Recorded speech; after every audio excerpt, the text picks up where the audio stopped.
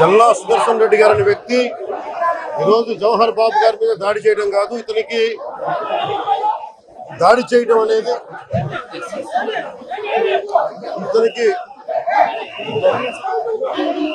దాడి చేయడం అనేది కొత్త కాదు. జల్లా సుదర్శన్ రెడ్డి గారికి గతంలో కూడా ఈయన ఇదే ఎంపీడీఓలో ప్రతాప్ గారి మీద దాడి చేశారు, శేఖర్ నాయక్ గారి మీద దాడి చేశారు, అలాగే శ్రీనివాసులు రెడ్డి గారి మీద దాడి చేశారు. ఇది వీళ్ళ రాజ్యాలు అనుకుంటా ఉన్నారు. ఇష్టానికి మేము చేసుకోవచ్చు. జవహర్ బాబు గారు కూడా చెప్పింది ఏంటంటే రూమ్ తాళాలు అడిగారు, మీ అమ్మగారికి ఇష్టం, అది ఆవిడ మండల పరిషత్తు ఆవిడకి పదవి ఉంది కాబట్టి వాళ్ళ పిల్లలకి ఇవ్వమంటే ఎందుకు ఇవ్వవు అని చెప్పి వాళ్ళ మనుషులు దాడి చేసి అమానుషంగా కొట్టారు. ఆయనకి హై బీపీ ఉన్న వ్యక్తి, హార్ట్ ప్రాబ్లం ఉన్న వ్యక్తి, పైగా కూర్చోబెట్టి కులాన్ని దూషించడం.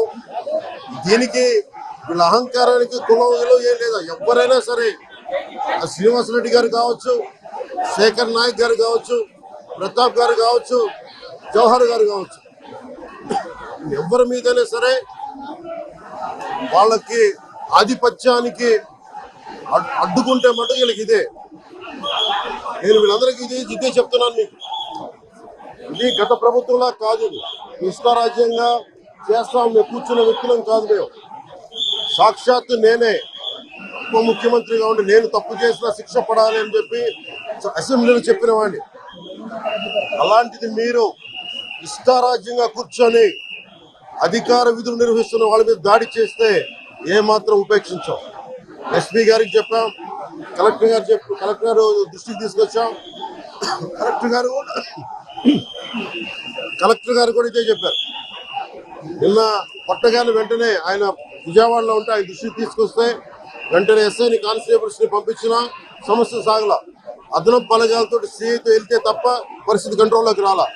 ఎలా కొట్టారంటే లోపల గడిపెట్టి మరి ఎవరిని రానివ్వకుండా గడిపెట్టి మరి ఆయన అమానుషంగా దాడి చేశారు. నువ్వు ఎలా వస్తావు ఇక్కడికి? ఎవరు వీళ్ళు చెప్పిన మాటలకి తొత్తులు కావాలి వీళ్ళకి. ఈ రోజున నా దృష్టిలోకి వచ్చింది, ఇది మొదటిసారి కాదు. గతంలో ప్రతాప్ గారి మీద దాడి చేశారు, శేఖర్ నాయక్ గారి మీద దాడి చేశారు, శ్రీనివాసులు రెడ్డి గారి మీద దాడి చేశారు. వీళ్ళకి కులం ఎక్కువ తక్కువ లేదు, వీళ్ళకి అహంకారం నడినెత్తి మీదకి వచ్చి కొట్టుకుంటా ఉంది. అహంకారం తీస్తాం, తోలు తీసి కింద కూర్చోబెడతాం. మీకు ఒళ్ళు ఒక్కొక్కళ్ళకి మీకు ఎక్కడెక్కడ ఉన్నో తెలియట్లా. మీకు అహంకారాలు పెరిగిపోయినాయి. మీకు ఆధిపత్యపు అహంకారంతో అధికారుల మీద దాడి చేస్తే మిమ్మల్ని ఎలా తీసుకెళ్లాలో, ఎలాంటి శిక్ష పడాలో మీకు ఖచ్చితంగా చేసి పెడతాం. మీకు ఇష్టారాజ్యంగా చేయకండి. అహంకారంతో నడినెత్తి మీద కళ్ళు నెత్తికెక్కాయి మీకు. ఈ ప్రభుత్వం చాలా త్రికరణ శుద్ధిగా అందరం కూర్చొని మేము కలిసికట్టుగా ఉన్నాం ఇక్కడ. ఇది కూటమి ప్రభుత్వం, ఇది వైసీపీ ప్రభుత్వం కాదు. ఇది ఇష్టారాజ్యంగా మీరు చేస్తారంటే కామ్గా కూర్చునే ప్రభుత్వం కాదు.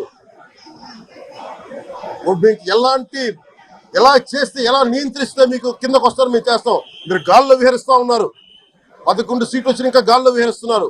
మొత్తం మీకు ఎలా కిందకి దించాలో మాకు బాగా తెలుసు, చేసి చూపిస్తాం.